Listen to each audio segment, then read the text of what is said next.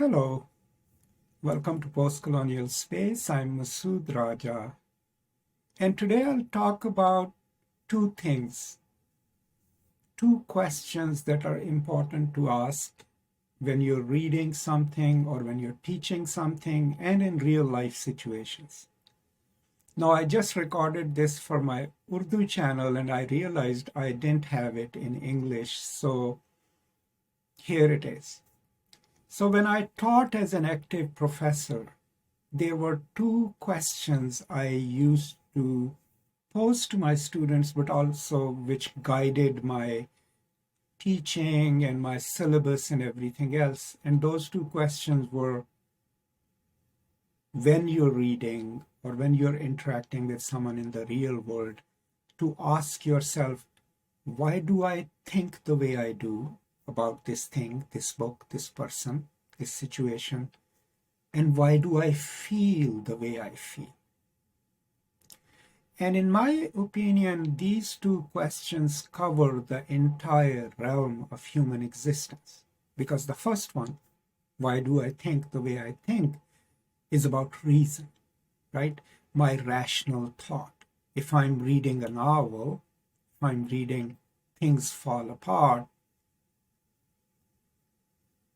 why do I think a certain way about the Igbo culture? Why do I think a certain way about Opanako, right?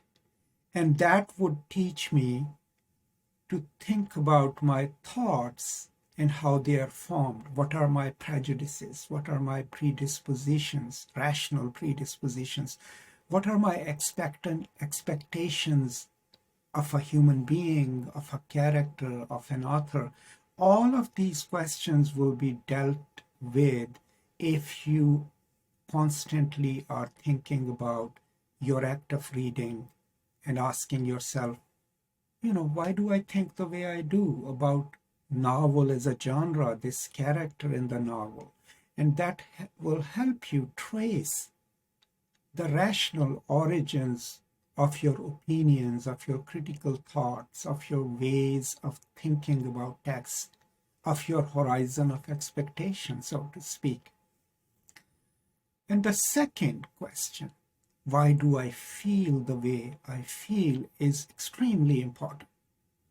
Because, research has shown that most of what we do in the world, especially in decision making, in forming opinions, is based in our emotions. Our emotional intelligence plays a huge role in it.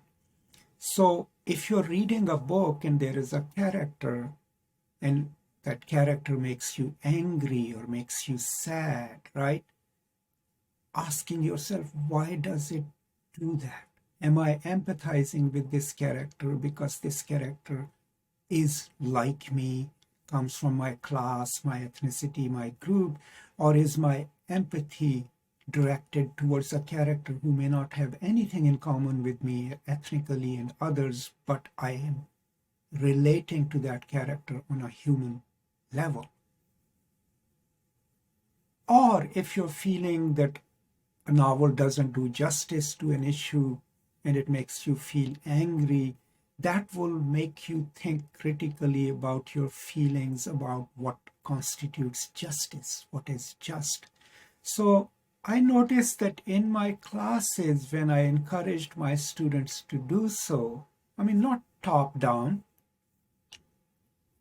what it enabled them to do by the end of the semester, and some of them came and told me that, was that it enabled them to put their reasoning to question and reformulate it, make it more expansive, right? Because they were constantly thinking, okay, this is what I think about this novel, but why do I think like that? It enabled them to realize that what we think about things is predominantly socially constructed, right? And if we realize that, then maybe there is room for us to change our ways of thinking about the world, right? And then when it came to feelings, we realized that feelings by and large are also directed towards certain things because of our social experiences, right? Because of our preferences, our prejudices, right? Maybe some of those are innate, right? But as we are socialized, we also learn to feel differently about different people, different cultures. So by using these two framing questions in your teaching, but also in your reading and writing about literature and the world, what you will accomplish then, that's my hope, is that you will put your entire self, the feeling self and the thinking self, in a mode where you will enable yourself to think of yourself holistically in the realm of reason and in the realm of emotions and feelings. And maybe then that would create that space where you or your students or people you're interacting with would be able to rethink, reimagine their selves, emotional selves, and the rational selves. So that's what my hope used to be in my classes by framing my teaching through these two questions. So I hope this is useful to you if you're a teacher or a student or a reader or a writer or a scholar. Let me know what you think. Obviously, this is not something new. It has been talked about by other scholars. I'm just sharing it with you because I found it really useful. And I hope you share some of your ideas. Thank you so much. That is all I have today. I'll be back with some more. Please stay safe, be generous and kind, take care of each other.